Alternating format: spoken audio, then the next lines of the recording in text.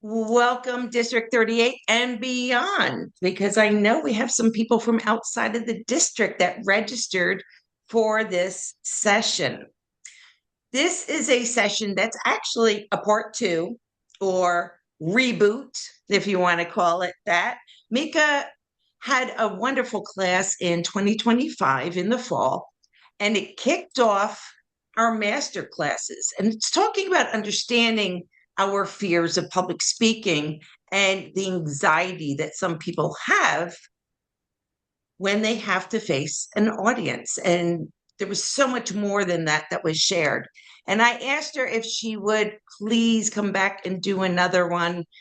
And based on the questions, she can zhuzh it up a little bit, tweak a little bit, and she is back. Now, Meekah is a licensed psychotherapist and a life coach. She's been a Toastmaster for 9 years. She is currently the president of Princeton Toastmasters, which is the largest club in Division F. And she is also in the advanced club within Division F, Peak Performance. I think you're really going to get a lot out of this session. Please hold your questions for the end, or when Meekah prompts, you can put things in the chat and we can always roll back to those questions when it's appropriate. But I'd like to turn this over to Meekah Reeves. Thank you. Thank you for that warm, wonderful introduction, Chris. And it is always a joy to join you all, whether I'm on the other end learning or doing a masterclass. Yeah, so I'll start with this. You can start with the second slide. Okay, let me just get in here. Mhm.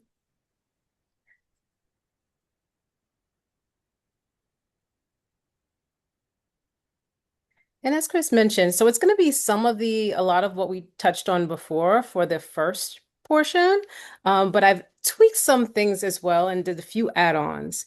So next slide, please. So cognitive processing. So the idea is so this idea of having cognitive processing techniques. So before we were giving just general tips, which is important. However, every now as someone who has learned public speaking skills myself and been a member of Princeton Toastmasters and just functioning now when I'm utilizing therapeutic concepts. Now I look at it not just from a therapist perspective, or even someone who has received therapy and coaching in the past, but also from someone who speaks, who does public speaking and gives speeches and has helped individuals give speeches. I know many of us are functioning as mentors in our different clubs. And that's what I want to challenge you with today. So every concept that you hear about that's beneficial, you can do the same thing. If there's a specific tool that's working for you in other areas of your life, you can apply it to public speaking. Of course, it behooves and it helps if you have, when you're doing something like this, if you have the therapeutic background, especially because it's something that could potentially involve trauma, things that involve mental health. So it is good when you do have like an understanding of where that comes from and the foundation of some of those concepts. So it can be done in a safe way, in a way that helps people put things back together, and not necessarily relying solely on someone else. So if you have certain tools, the idea is for you to be able to utilize certain tools and not necessarily utilize certain tools to work through challenges that may come up for you when you're feeling fearful or anxious when presenting. And presenting could mean a lot of things, not even necessarily public speaking, formally speaking publicly in front of an audience, but it could be something in your job, you know. So this first slide, it just really touches on this idea of the amygdala. So it is a small little emergency portion of our brain. It's very tiny inside of our brain, and it kind of triggers the fight or flight response. So this idea that you have a component in your brain that can actually trigger whether you're fight or flight. So when you see something, your brain is actually releasing chemicals, adrenaline, that can actually that heightens your sense of awareness, but it's also what can cause you to stop and freeze. And those are the things that actually feed into anxiety and feed into restricting us a bit more when we're speaking publicly. Next slide, please. Yes. Okay. And I'm just going to make this a little bit bigger. What studies show? So this idea, it's not just about facts, right? The recent studies have proven that 73% of adults ages 18 and older are affected directly by public speaking anxiety. Public speaking anxiety is actually a diagnosis. It's actually something. So it's not just something in your head. It's not that you're just becoming fearful. They're actually research, there's research and there are studies that have been done on it. By psychologists, by mental health professionals, and they have numbers to back up that this is something that's um, fed into, that we often build off of from our previous experiences with public speaking. Next slide, please. Cognitive theory in relation to public speaking stress. So cognitive theory is often used as a way of managing in outside of public speaking, PTSD, post-traumatic stress syndrome. So PTSD doesn't necessarily, we can have PTSD on a plethora of different things. Just see it as like a scale, just like with anxiety or fear, there are different scales of it. So if you had a traumatic event or a traumatic experience, your body holds that, your mind holds that experience. And so this idea that the cognitive theory lens looks like changing the negative beliefs about yourself, people, and the world to change it from something that's negative and causes you fear and causes you to freeze up to reframe it into something that is more realistic, that can ground you a bit more, not necessarily positive, but whatever helps you reduce that heightened level of stress or anxiety or traumatic event. Humans take on in information constantly, and we have a way of organizing our experiences in a way that protects us. That's also another form of a perspective of what PTSD is. It's different for everyone, and sometimes we're told different things. And what our brain will try to do is reconcile the negative experiences with something that will ground us a bit more. This strategy, it can be directly related to public speaking and use this tip and technique. Even though this one is specific for PTSD, there are extreme traumas, right? Like if something really horrible happened, of course you're going to be sitting with a therapist. But you can also take a look and think about this situation from a lens of someone who speaks a lot or wants to build their public speaking skills. If you can take a minute right now and just think about your first experience speaking in front of someone and feeling afraid, your youngest feeling. And that could be, you don't necessarily have to say it what it is, but if you think that was a traumatic experience. And so what can make you a little bit stronger in that area is actually writing out that experience, right? An example could be for me, I will share, I'll be transparent. I was very socially awkward when I was a little girl. Very. I had a very unique personality. Even though I love playing with all the little kids, I was a little awkward, and I saw things very differently, and I learned differently as well. I was more of a visual learner. So because of that, I stood out a little bit more than the average child. Um, and and for me, even though there were some positive aspects to it, there were some traumatizing aspects to that as well. Because this idea that I didn't fit in, and so the ultimate fear when you're a child is, I'm going to be made fun of and I'm not going to survive this. I won't live. Because you're reliant on your parents. You're reliant on them for everything. So your worst fear, even though it may not be rational, we catastrophize. The worst case scenario is that you won't survive if another kid makes fun of you or makes fun of how you said that sentence or what you wore that day. Um, as we know in high school, those are some traumatic. snap photos as well. I saw someone with their hand up, but we're gonna save those to the end, just so I can try to get as much info in as possible.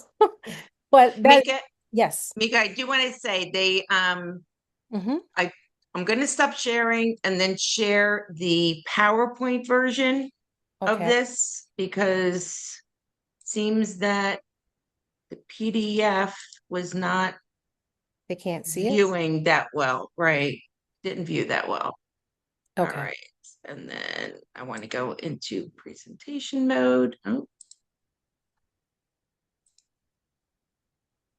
Oh, now I'm reading the chat. Sorry, guys. Yeah. okay. Thanks Yeah, I for think All the right. problem is you have to remove yourself from the screen. letting.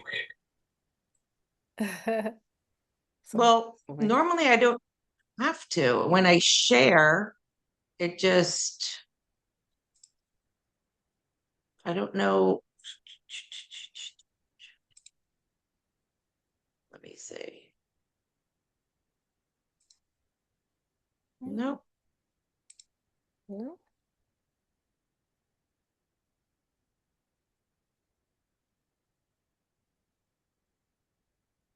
Usually I go on speaker view and the speaker is the one that is highlighted. So I'm going to hide my self view.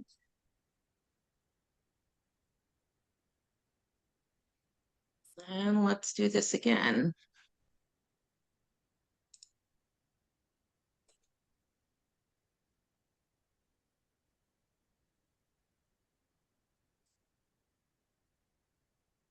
Is that better? No, it's the same thing. This looks fine for me. I'm wondering if something changed. Multiple people have been using this account, Hmm. and I'm just wondering because usually I'm never seen, it's always the speaker. So, At least we can see the slides now, though. okay. We're Well, I seeing two I still screens, s- but I still see Chris alongside this slide, so the slide is small. I do too. But before I couldn't see the slides at all. Mm. Okay. If everyone goes on mute and then Meekah speaks, Okay. And so, yeah, so I'll jump right back in. I'm glad, and I saw a few chats saying that it's been helpful so far. So something you want to do is just writing out that experience. And ideally, if you can have anyone that you trust, a Toastmaster mentor, a close family member, and actually being able to read that experience out loud to them, can really help you tease out what your stuck points are. And the reason why you want to do this is because it's heightening your awareness. It's another lens of a cognitive behavioral technique. We all do it automatically. Like if something awful goes wrong, we'll actually self-talk ourselves out of it, or we'll say something that's positive, that is truthful to counteract the negative statement. You're actually doing a self-soothing technique, which is also a form of cognitive processing. The cognitive processing technique takes it a step further, though. You want to be able to differentiate between your thoughts, what's fact, what your thoughts are, and what your feelings are in that rooted experience or those early experiences that traumatized you related to speaking. And the reason why you want to do that is you're going to have in each one of those columns, you create a column, three columns, facts, thoughts, and feelings, and you're writing each one for that experience. What did you feel when the kids were laughing? Or what did you feel when you were in high school giving your presentation and someone just busted out and started laughing? Um, and basically said you didn't know what you were talking about. Was that embarrassing? Or maybe it wasn't on a larger scale. Maybe it wasn't at school. Maybe it was something at home. You got a message at home from either a mother or a father that it wasn't okay to share your feelings or share what you thought or share even facts. If the facts aren't pleasant, we don't want to hear it, right? So what happens when you transition into the workplace or your professional life? So now you've carried those messages or those tape recorders in your head. So cognitive processing therapy techniques helps you tease those out and be able to see it visually so you can tangibly work through it and know what you're working through, know what thoughts you are trying to counteract or create statements that don't deny your truth or what you're feeling or what you were seeing or experiencing, but help you actually figure out what are some ways that I can feel less anxious? What's something I can tell myself, my internal dialogue that I can tell myself? And that's the idea of being able to do that with relation to public speaking. There are ones related to every area of our life. That's why if I had my way, everyone on planet Earth would have had either coaching and psychotherapy to just work through their stuff. Heal yourself. It's good. We all experience life, and there's a lot of really scary things happening right now. And I know a lot of you are doing some of that organically and naturally as a means of coping. However, what you'll find is when you begin to tease it out purposefully and intentionally and begin to identify those things by writing it out and figuring out what helps bring my stress level down in this area, you'll find that you're going to be more you'll be more grounded. You'll feel less stuck in that area. Another great visualization to help you better understand the concept is imagine a balloon that's filled with air. So you could just open up the balloon, let your fingers go off the edge of the end of the balloon and just have the balloon go all over the place. Or you can have your finger at the edge of a tightly inflated balloon and gradually let that air out, that pressure out, right? That's what this technique does. And that's what shifting and being able to tease out those experiences that you've had, and putting yourself in situations where you can actually say it. And and even if you don't feel like you have someone that you can really share it with safely, to even say it to yourself and ask yourself these questions. And that's helpful too, because at least you have the awareness, which will also remove some of the subconscious anxiety that you may be holding in the room that you may not even be aware of it. For example, that same experience from high school, because I have had given a speech where someone in high school where someone laughed and they weren't supposed to. I felt embarrassed. It was embarrassing. And have I had that situation as an adult? I've had a situation as an adult where someone was laughing at something else, but it wasn't the speech. It wasn't what I was saying. But that trauma, PTSD, when I was speaking and sharing my thoughts, being vulnerable in high school, came back. So I projected that feeling into that moment and told myself, oh, I need to tighten up. Oh, I don't feel safe. Oh, can't say anything right now. I don't want to be laughed at or made fun of. And so that dialogue versus being able to write that situation out, being able to identify what the facts are, what my thoughts are, what my feelings are. Facts are, I'm an adult now. Facts are, it's possible they could be laughing at something else, not me. That's the facts. My thoughts is I think they're laughing at me. And as a result, I'm going to act how I would have acted in a traumatic situation where I'm speaking when I'm in high school and put my wall up.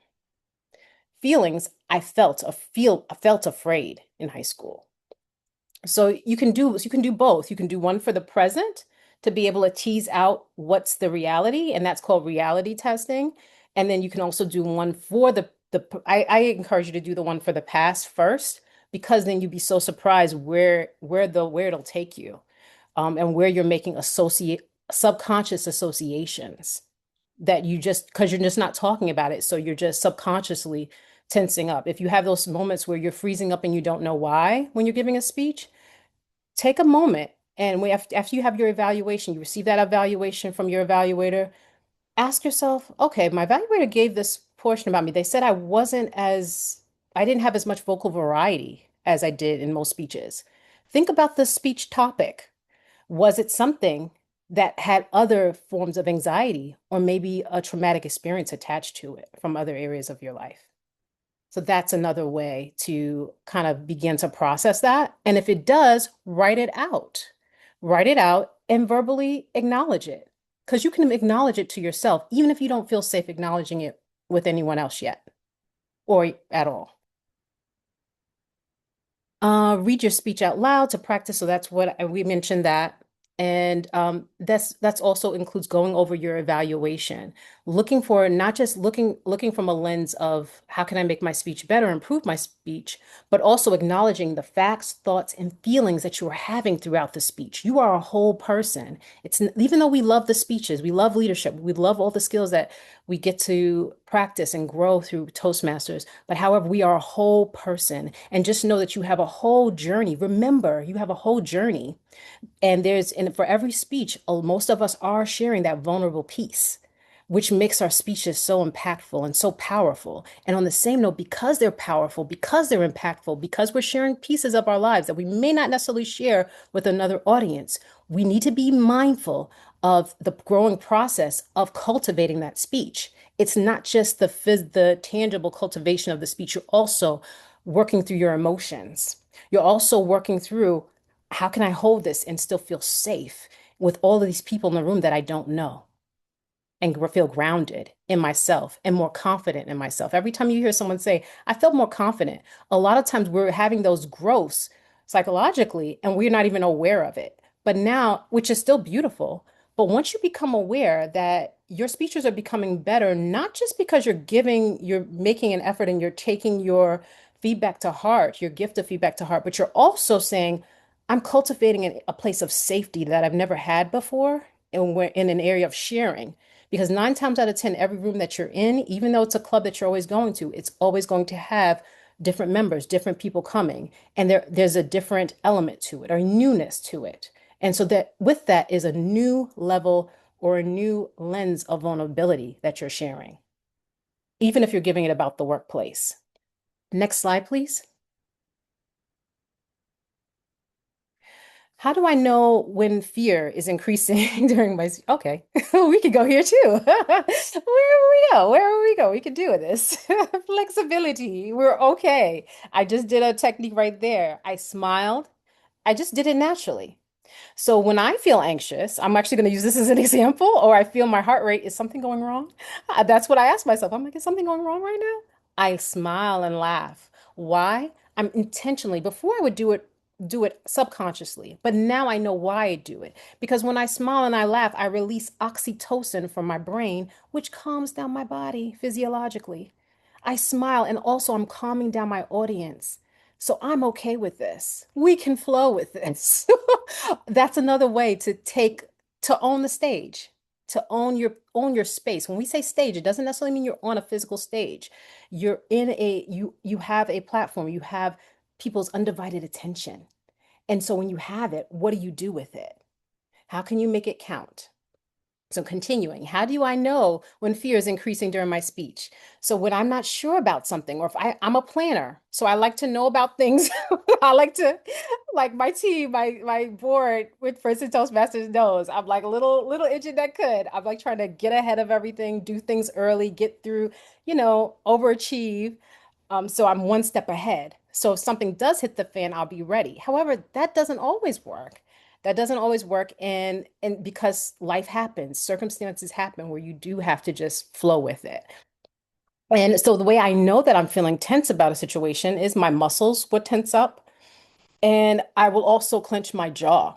So for those of you who have been told by your dentist that you grind your teeth, most of the time, 9 times out of 10, it's due to stress. There could be stress during the day. So just also be mindful of that. The idea is to check your jaw after you're giving a speech, or even before you're about to give a speech, or the pauses throughout your speech to see if you're tightening or clenching your jaw. And if you are, you're going to be just mindful of loosening it. Just like I was mindful when I felt a little anxious, I laughed because I know my body relaxes. It responds to when I smile. It responds when I laugh. It responds when I become more engaged with my audience. Your cardio and respiratory changes. Adrenaline can cause faster heart rate and breathing, leading to shortness in breath and shaky voice. So when people are saying your vocal variety, something off about your vocal variety, probably because your voice was shaking because you were nervous. So sometimes one can actually help alleviate and make you a stronger speaker in another area. Changes in your speech delivery. The combination of muscle tension and rapid breathing can lead to slower or faster speaking rate, as well as frequent pauses, as well as conversation fillers. So sometimes when we don't feel comfortable with the silence, we'll say something. That's another exercise you can also practice as well. Coming up with various statements that you can tell yourself, I can handle silence. Things will be okay if it's quiet. Next slide, please. Cognitive processing takeaways related to managing public speaking anxiety. So the cognitive processing piece, which was the element I didn't touch on before, but this idea of really being intentional and purposeful of putting that lens on as to what your journey has been in the past in relation to events that were not pleasant. So being able to look at it versus being avoidant about it or not really thinking about it, right? Or stuffing it under the rug, or just going for the superficial challenge. Oh, my supervisor gave me a difficult gave me a difficult project to work on, and it didn't go as good as I thought it would. Well, that's more superficial. What goes past that, beyond that? So 9 times out of 10, what goes beyond that is your first experience. Like I was sharing, like as a child in high school, you're for the individuals that had that were most impressionable on you. What was that? Your peers. How were you experienced with your peers with regard to public speaking? Take some time to actually think about that and actually have that written down so you can analyze that. And who knows, a speech might even come out of it. I'm pretty sure a speech will come out of it. Could be. So cognitive therapy, the role of emotions, this idea of you don't have to compartmentalize your emotions. You don't have to be a robot up there. And in fact, I think that's out of all the speeches that engage us, we can all speak to this. The ones that pull us in are those individuals that you can hear their passion. You can hear that they've journeyed through something. You can hear their emotion in what they're saying. They care. Like even if they're talking about like some major thing that they're doing that's close to their heart, a project that they're working on that helps others. When you hear that passion, but the same person that gives that and you don't hear that emotion, they may have the emotion, but if they're disconnected from their emotions, they may not know they're coming off that way. So that's another reason why you do want to connect with your emotions, even in your private space, allowing yourself and giving yourself permission to connect with the emotions of not just your past and your journeys of the trauma and the scary things, but also connecting with the emotions of what's happening now in your now speech. So your current speech, if someone's giving, even if it's like giving a speech about gardening, that's one of my favorites, growing and gardening. However, it's what brings the passion and the emotion to it isn't just the growing, it's the story, it's the cultivation, it's the family togetherness that I value and I see as precious. Coming together with friends and family to create something beautiful, right? That there's an emotion attached to that.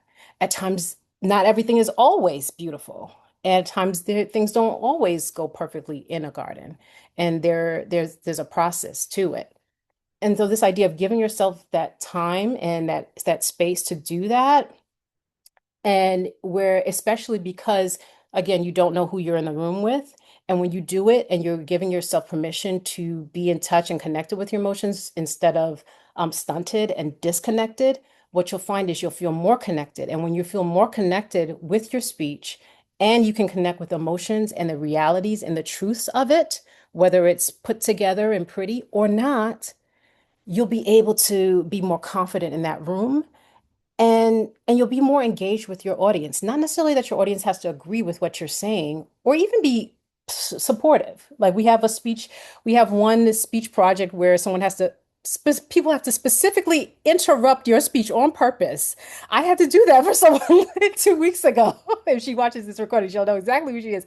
I felt so uncomfortable. I had to share with her. I felt uncomfortable. It was not my usual. And I respect her. I value what she says, and all of her speeches were so passionate. But to go and purposely do this, it was for a reason. It was intentional, and I had to own that. That's my stuff. I was projecting that onto her. She didn't feel bad. She wanted me to do it. But I projected that from my previous experience of having someone interrupt. I've experienced being interrupted in the past, even though that was not the facts, right, of what was happening. That was my thoughts from the past and my feelings from the past. And so that's why it's important to be able to differentiate the two. Even though I may not be over it in 2 minutes, as soon as I realize what's happened, I do feel more confident in that area when I have awareness of what the truth is and that I was able to manage it and articulate my feelings and even communicate with her after the meeting what my feelings were about it. Next slide, please. Cognitive, some more symptoms of public speaking anxiety. Again, public speaking anxiety, I just want to normalize this. This is not something that some people have. Everyone has this. It's on a spectrum. Everyone has it. And it just depends on what's happening, where people are feeling the triggers of it or not. Having awareness of what triggers it is important to know. And again, that leads to you feeling more empowered, more confident, and less tense. So whatever anxieties are for you, when you have more of an awareness, again, it's like that inflated balloon. You're gradually letting that air out and able to engage a bit better and be more connected with your audience and be more present versus dissociating. Dissociating is when we are not fully present and we're kind of withdrawing or pulling away, maybe more in our thoughts instead of in our bodies or connecting with people. We can be making eye contact, but totally disconnected. But when you're making eye contact with your audience and giving your speech, you want to be connected. You want to be intentional. This idea. Unless you're going for a different speech and you want them, you're trying to give a speech about what it is to be disconnected. That's a topic for another day. Cognitive impairment, stress can impair cognitive functioning like memory retrieval, concentration, leading to blanking out. I was notorious for this back in back in 2016 and 2017. I actually did come to Toastmasters because a supervisor of mine said, "You are an amazing clinician, an awesome therapist, and I know you know so much. Just sometimes I don't feel like it comes across when you're trying to communicate or convey your thoughts." And I would black out during presentations sometimes. Like, you can do this. So I went on a search. So I just Google searched, and that's how I found out about Toastmasters. And and I've been on a journey ever since, a growing journey with all of you. And it was one of the best decisions I've ever made. And yeah, and even to this day, sometimes I will black out. So yeah, I haven't fully arrived. But this idea of now there are different things. So for everyone, they have their different things. So I'll overcome one thing, and then I'm like, oh, it wasn't just the audience. It wasn't just that I had a rough day today. The topic of this speech is especially vulnerable to me. I have to acknowledge that and make space for that. I don't have to. I want to choose to make space for that and acknowledge that and see it as a beautiful thing, not as a bad thing or part of me I need to chop off. Even public speaking anxiety. You notice that I use the language of managing it, right? Because it's a part of you and it serves a purpose. There are moments where you actually want to feel that anxiety because we have a clock. For those of you who want to work on being mindful of the time. And it helps kind of remind you, keeps you on your toes. However, this idea of being able to have these tools helps us all have balance. We want to be balanced public speakers. Difficulty thinking clearly, stress can make it hard to think clearly as the brain prioritizes immediate survival over complex thought processes. And so that's related to the child thinking of, I've got to survive. I can't not live. That's ultimately the innate greatest fear of a child is to not be able to live. Even though they say other things, that's the innate fear because they're reliant on adults. The distraction of internal anxiety can make it hard for us to focus delivering the speech, leading to perceived lack of control. So this idea of owning your emotions, having some techniques that you can actually tell yourself, statements, affirming statements that encourage you, writing something down that your Toastmasters mentor told you that really stuck with you and encouraged your heart when you were really kind of being hard on yourself after a speech that you could have knocked the ball out of the ballpark, but you didn't. Yeah, next slide, please.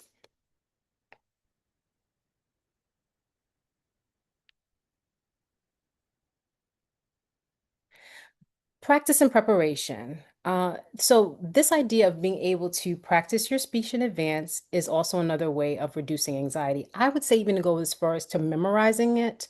But when you memorize it, don't get so caught up on having the speech, giving the speech word for word. This idea of you having that understanding of the speech and understanding the concepts. And this idea of even for this presentation, I'll be transparent. There's so much information regarding this topic. I'm like, I have to let that out. But what's the most important thing? What's the most important thing that I can convey to all of you heart to heart as someone who's also passionate about growing along my speaking journey and what I've gained? And what I've gained is the normalization to know that my feelings can be included as a part of my speaking journey. It doesn't have to be set aside in a box. In fact, that's what makes each one of our speaking journeys so beautiful and unique is when we can actually cultivate that and actually use that growth to draw our audience in and to actually be even more impactful with our stories and our journeys and the pieces of us that we may not necessarily share with everyone. Um, and deep breathing is also one that we also, more than likely, we are doing it subconsciously, like when you sigh or you take a deep breath, or even when you yawn. Individuals have said, oh, like if you see someone else yawn and you yawn too, that your body is responding to what you see. So you're actually responding, they're feeling relaxed. And so you're reflecting that your body's actually physiologically responding to them and you're yawning. And it's another way for you to take in breath. And so as you're taking in more oxygen, you're getting more oxygen to your brain, your heart rate is normalizing. So just knowing that you can give that to yourself at any time, whether you're in the middle of a speech or wherever, or presentation. Reframing your thinking. I touched on this multiple times earlier. This idea of that list of those three columns. What are the facts? What are your feelings? And what are your thoughts? So for each one of those, there's some of those things that are happening in the moment may not be positive. So you're reframing those thinkings. In fact, some of those thoughts may be catastrophic and they may not be realistic. And you may just be telling yourself the worst case scenario so you can prepare to fight, flight, or get out of there, head for the exit. So, this idea of you letting yourself know what are some things that I can tell myself that can help me stay grounded and that can really facilitate triggering my body that we're safe, we're okay. What I just said is one of them. I actually say that a lot to myself during speeches. I'm okay. I'm okay. I'm here for me, right? So this idea of, and also my faith too. I, I do pray and meditate, and so that's been helpful. And this idea of there's anywhere you are, there you are. There you are. And this idea of just being able to manage that and just also noticing your body, noticing and giving yourself permission. Another great example, not great, fabulous example, fabulous, stellar example is if I tell you all to not think about a tree right now, do not think about a tree. Don't think about a tree. Don't think about a beach. Don't think about it. What are you doing right now? You're thinking about a tree. You're thinking about a beach. You're probably thinking about a tree and a beach. How can I put them together? Our minds naturally do that. We naturally gear toward the forbidden or what's not supposed to be. That's what anxiety is. So when you tell yourself, I don't want to be anxious. I can't be anxious tonight. I can't blank out. You're kind of setting yourself to blank out because you're putting all of this anxiety and all of these thoughts, negative thoughts around not making space for your natural human being feelings that we all on planet Earth have in different areas. It just depends on what the spectrum is, right? When you make space for that, if I tell you, whenever you feel like you need to think about a tree, it's okay. Even though you may think about a tree, now I've just taken some of the pressure off that you don't have to not think about a tree.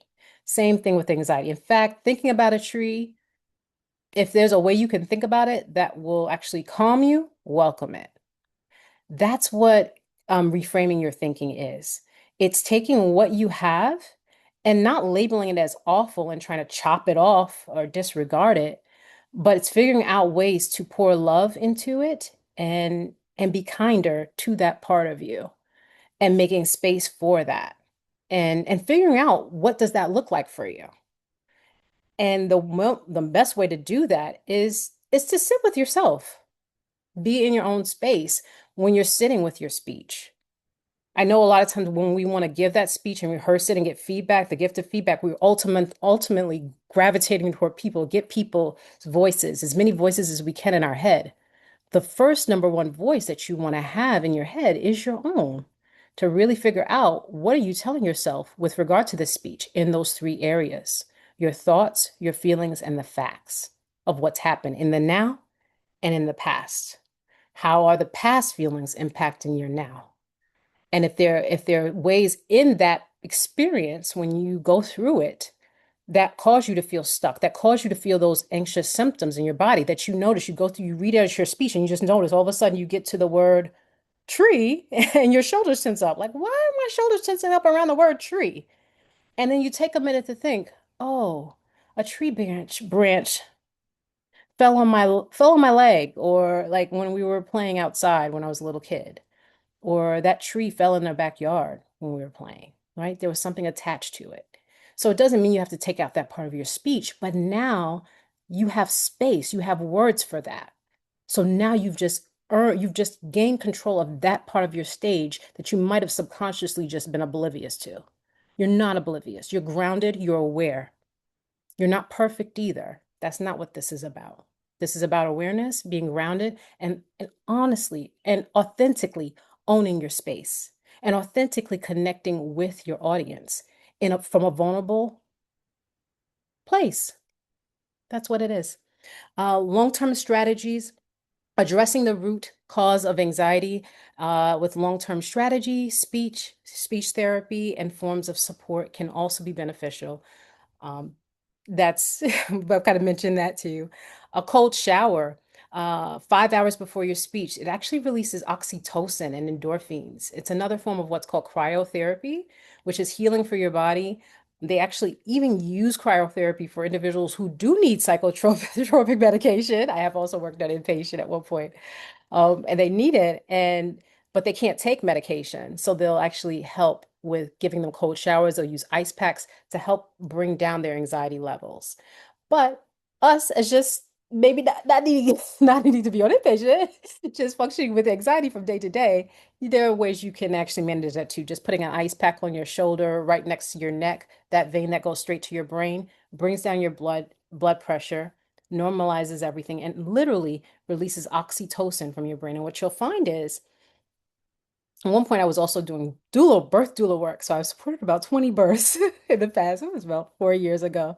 And that was another piece of it. Having women and having the mamas and papas help the mamas line up with what was happening in their body and being present.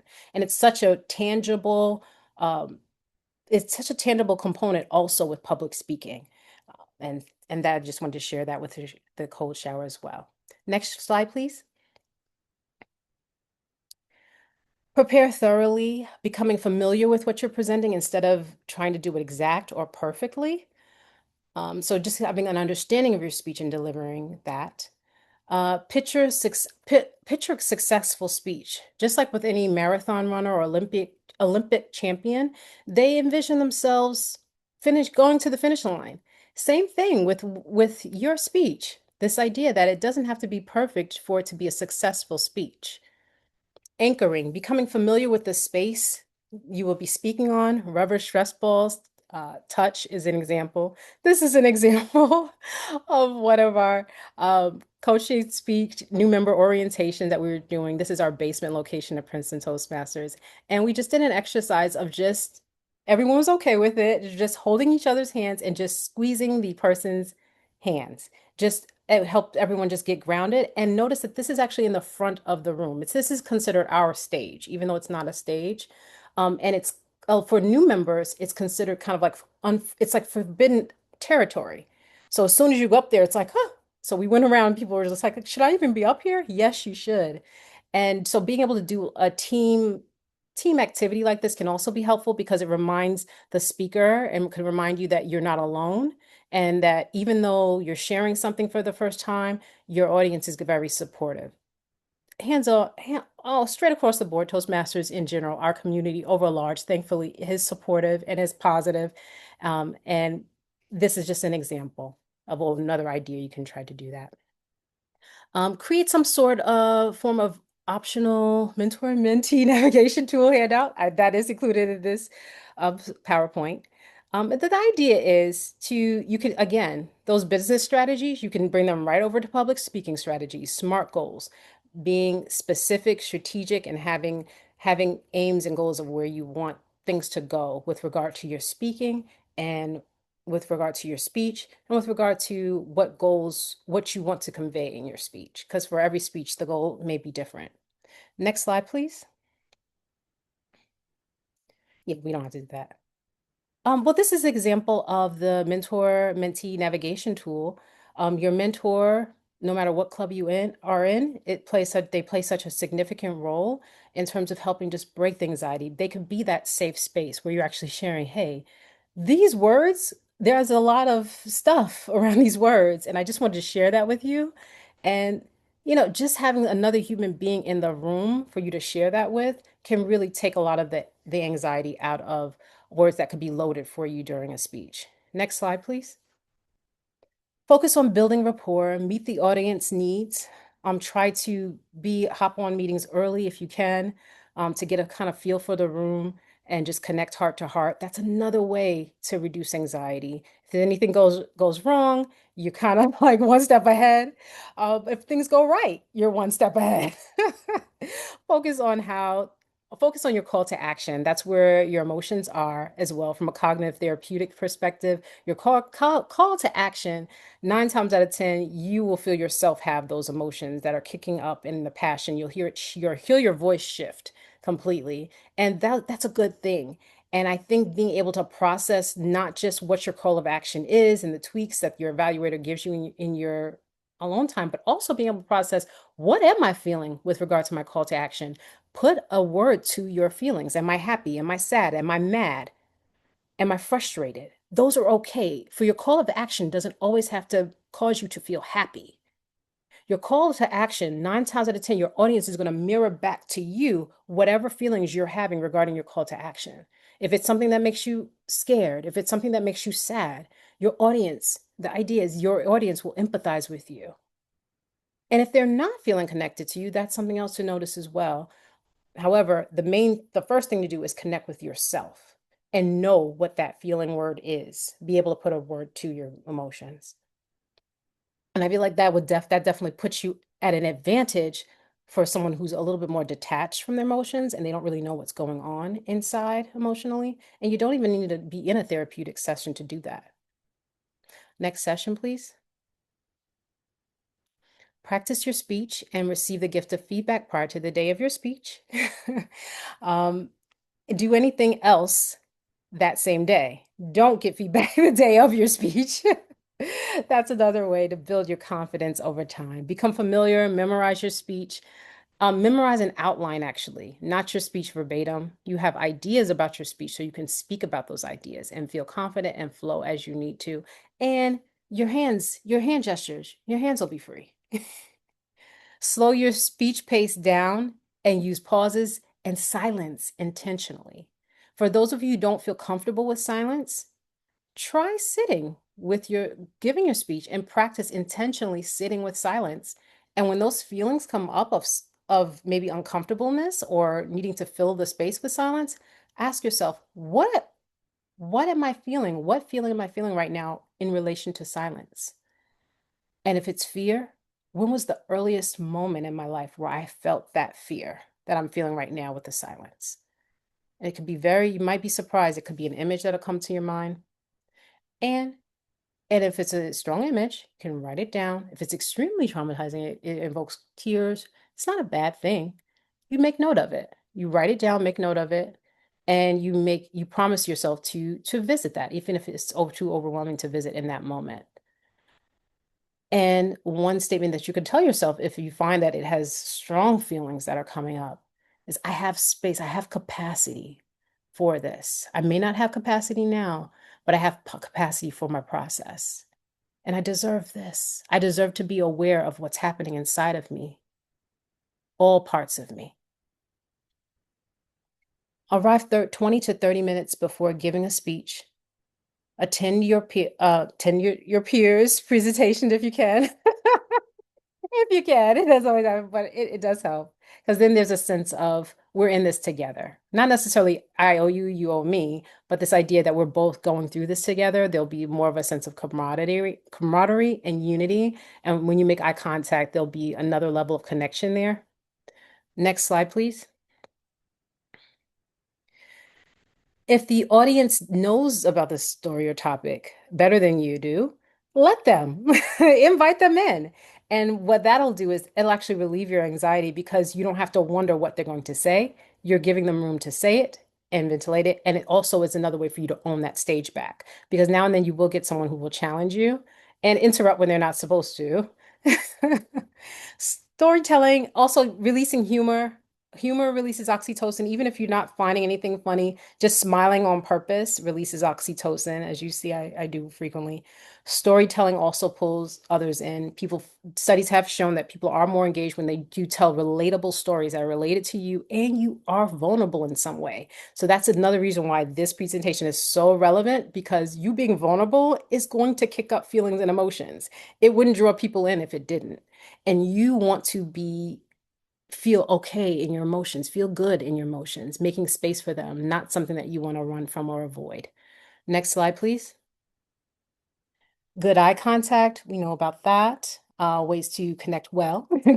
Keeping your body language throughout your speech, avoiding alcohol and caffeine the day of, and sleeping, getting good sleep. Sometimes there are certain medications that are appropriate.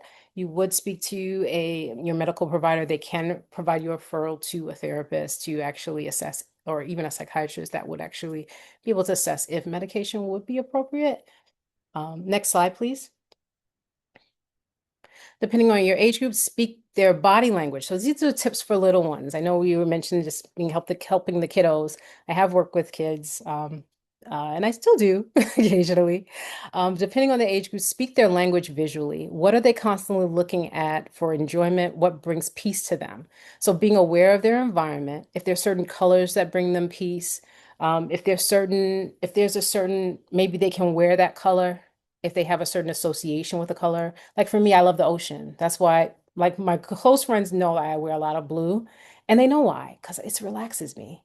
I like yeah, just this is like a satin blouse. It's very comfortable wearing. It feels very cozy, but it's, so it's purposeful and intentional because it's sensory and brings a relaxation piece to it. Um, Positive reinforcement during regular conversation. What do you like about what they said? So regular conversation, for example, if a little one is engaging you and saying, telling you about their day with, you know, with basketball practice, notice, do give them positive feedback without them expecting it. And then they can also absorb it as being genuine versus you had to do it. So this idea of if they were using body language or vocal variety as they were expressing how awesome their basketball practice went, I loved your vocal variety in that. Wow, where'd you learn how to do that? This idea and being a genuine and authentic in that, they'll do more of what when they're getting that positive feedback versus saying, why didn't you have more vocal variety? So if you criticize, I mean, as kids, their way their brains are function is like a sandwich technique. So if you're giving them some type of feedback unexpectedly, you want it to be something that's positive, especially if it's in front of other people, especially high school kids. Let them notice you noticing. Again, noticing if they're making really good eye contact. It doesn't even have to be a speech, but just anything that you know is related to public speaking that they're doing really well, water it. If you water it, it will grow. Changing in room environments, if they're having issues remembering their speech, or remembering a presentation for class, try changing their environment to someplace fun that they associate with fun, like an arcade. It may be noisy, but certain kids with learning deficits or like ADHD, some of them learn better if there's a lot of noise or if they're experiencing pressure. And maybe they may want to do kickboxing with you first, or want you to squish them into between the sofa cushions. That's actually normal for them. It creates oxytocin levels that spike, and it helps them normalize their brain rate of activity. So really getting a chance to really know that and embracing it as something beautiful and different versus something being wrong with them or to change it. Find opportunities for them to speak or speak to them or in front of strangers. So hospital. I am forever grateful to my mom because she would actually take me to nursing homes and hospitals where people were there and didn't have many visitors, and she would have me sing to them. That was the best thing she could have done because I was so scared at the time, and it built my confidence. Even though I had some growing to do down the road, but it started me off with that note that I can walk into a room and someone will value something that comes out of my mouth, and my space is valuable, and I'm worth being seen and heard. So creating little ways to do that, whether virtually or in person, is invaluable for kids at whatever age. Have them tell you what they like before you tell them. So you can even do this for yourself as an adult. Figure when you do your evaluation, or even when you're giving an evaluation, have your person or your mentee or person you're evaluating, have them, if there's time to do it, have them say what they like about themselves, what they liked about their speech before you tell them what you liked. Something about them being able to hear it and be able to validate themselves and experience that for themselves firsthand is powerful. It is empowering and it is healing from a cognitive perspective for them to have a new tape recorder in their mouth, going in their ear that undoes all the negativity that they may have heard or experienced in their childhood that they may have not have even processed yet regarding public speaking. So it's just something that as a therapist that I've noticed, not necessarily that I've read in a textbook, but organically have noticed as a clinician. ADHD, I mentioned this already, that pressure is good for them, soothing, sandboxes at any age. That sensory motor things that help with the motor skills is really helpful in reducing anxiety. Next slide, please. Questions.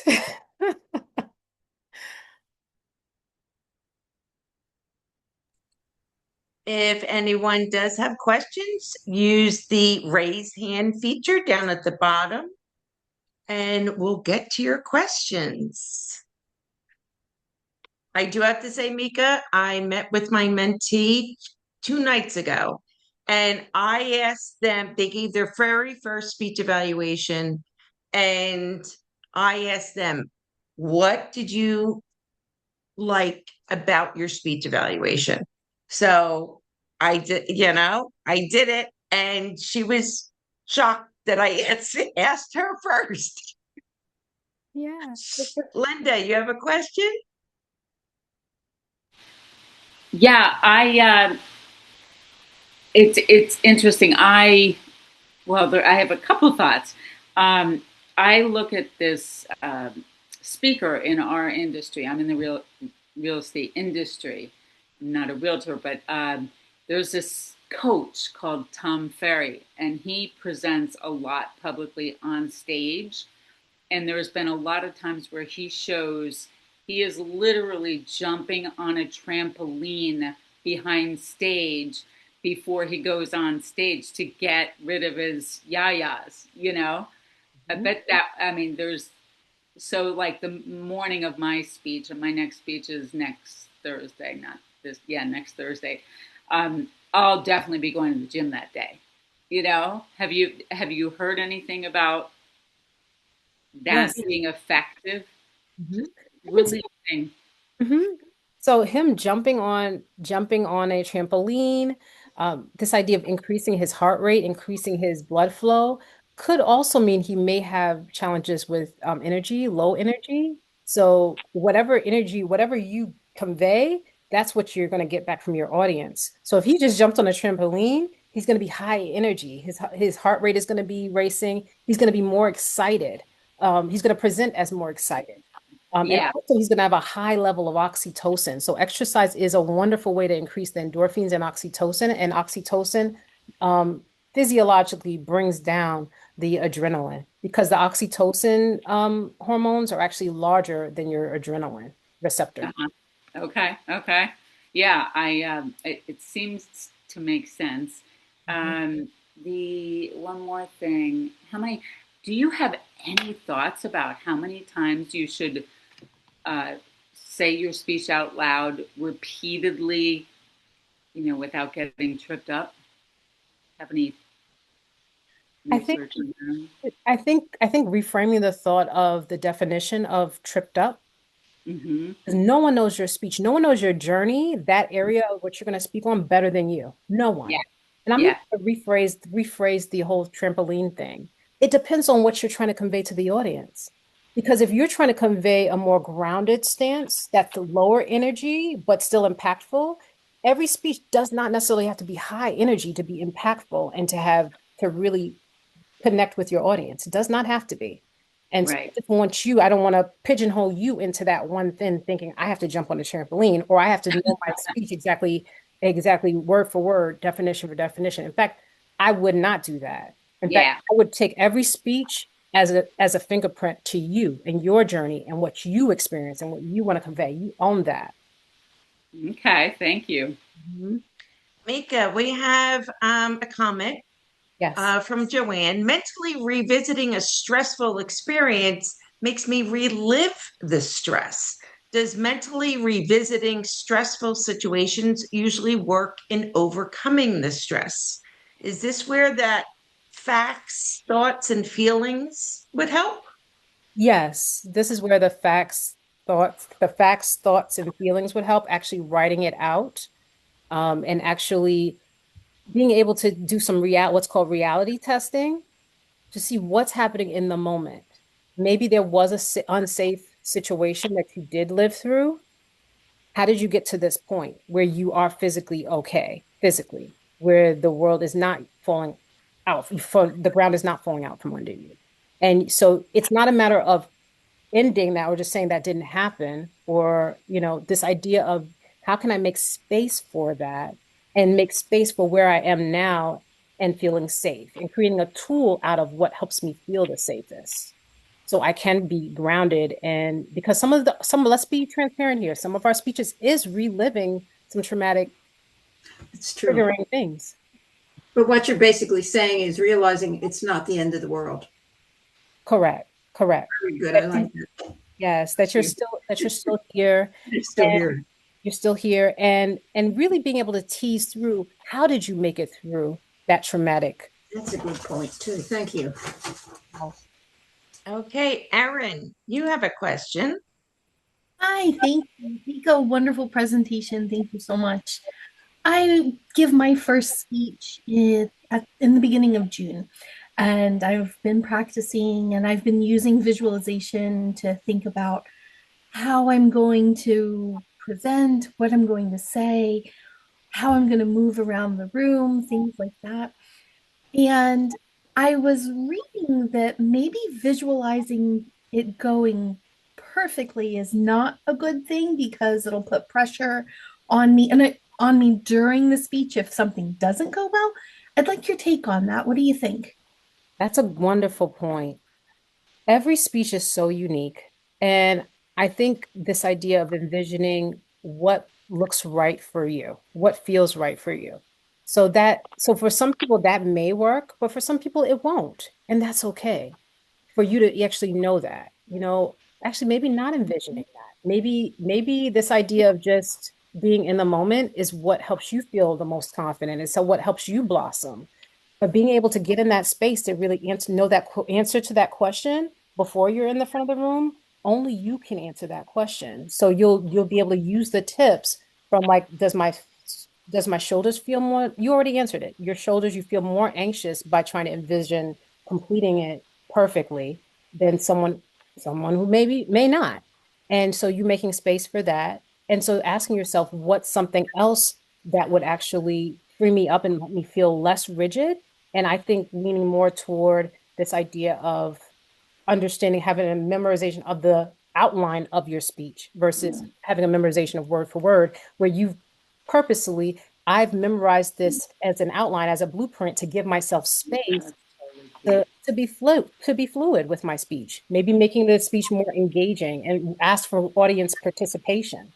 So that's a little less, it's a little less structured, But some people have a preference for how they go, and this idea of being able to play with it all, and to really find out what shoe fits best for your Cinderella foot, your speaking Cinderella shoe, glass zipper. Thank you so much. You're welcome. Did that answer your question? I kind of gave a few things. Yeah, absolutely. That really helped, especially with your tips about focusing on how I physically feel. It didn't even occur to me that I should be doing that as I'm practicing my speech. And I think once I get a feel for how I feel when I'm practicing, everything else will start to fall into place, and that'll help me with my visualization. And even being able to say in your quiet time, I am feeling, even if nobody's listening, just I'm feeling beautiful as I'm doing this. I don't want to do it that way. It's empowering. Yes. Thank you so much. You're welcome. David said in the chat that he had a big presentation a few weeks ago. He went for a run, took a shower, and he felt totally different after that. So Cool. one of the things that you mentioned, Meekah, did actually work for someone here. And Marilyn Vaughn does have a question about practicing your speech and what are some best practices. Marilyn, do you want to go into a little bit more detail? Yeah, Meekah, this presentation has just been over the top. I'm not in your district. I'm from District 66. And one of my colleagues, fellow Toastmasters, and he's also a speaking coach. And one of the practices, he said, well, you really shouldn't practice in front of a mirror. And what he suggests to a lot of his clients is taking a walk and practicing at the same time. And one of the things I haven't really hit my combination on what is the best way to practice. And we all, I think, face this challenge where my speech is perfect in my head, but by the time it gets out, well, that might be another story. So that's my question to you. I can relate. I can relate. I do agree that I like that. I love it. I love that concept of practicing while you're in motion. I would say I think this idea of being able to you're asking me which one is the most, I think the most important. Is that what you're saying? Uh-huh. I think I think it's most important to do it first where there's just you with no distractions in your own space. So that piece that I said where you can hear your own thoughts and then figure out which one would fit the best for that speech and for that experience that you've had and that you relate to the most.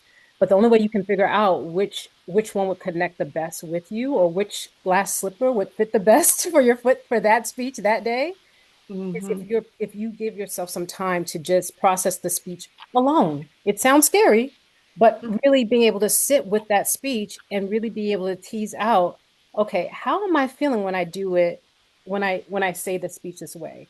So you actually have the confidence to say, okay, now I've been confident in my own space. Now let me do it in front of someone else. Then let me do it on a stage. Let me try it on a walking in a park. What I have found is being able to practice on a stage. I do enjoy when I can. If you do have the ability to practicing on a stage, there is something that is very empowering about doing that. Even if no one is in the room and you have access to a stage where your voice projects on its own without using a microphone.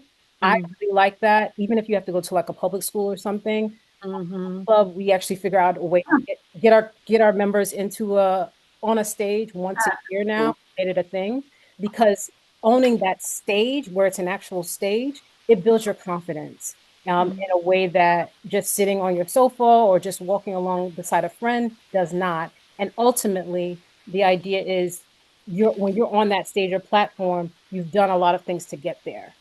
And so just know that no one has to necessarily give you that. You can give that to yourself. And so if you put yourself on a stage and give your speech and begin to practice it that way, I think, like I said, I think there is something impactful about it that's unique. I think that's awesome. And that's something that I'm going to do more of. Okay. All right. Meekah, I love that suggestion. When I did the youth leadership in Lawrenceville, one week I brought all the kids into the school auditorium. Everyone had to give their speech from the stage.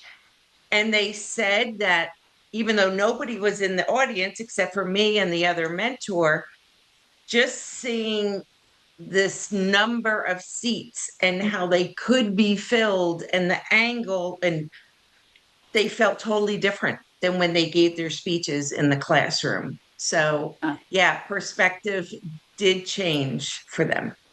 Absolutely. Thank you for sharing that, Chris. Way to go. Getting them up there. I love it. Do you have any final words, Mika?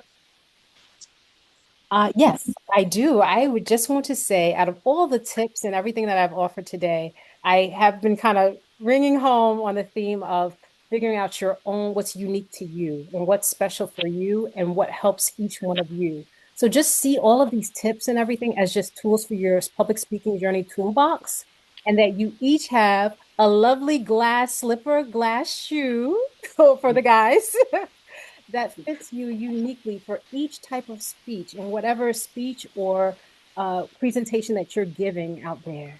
And it's specific, and you use these tools to unlock that beauty and for you to just continue your public speaking growing journey.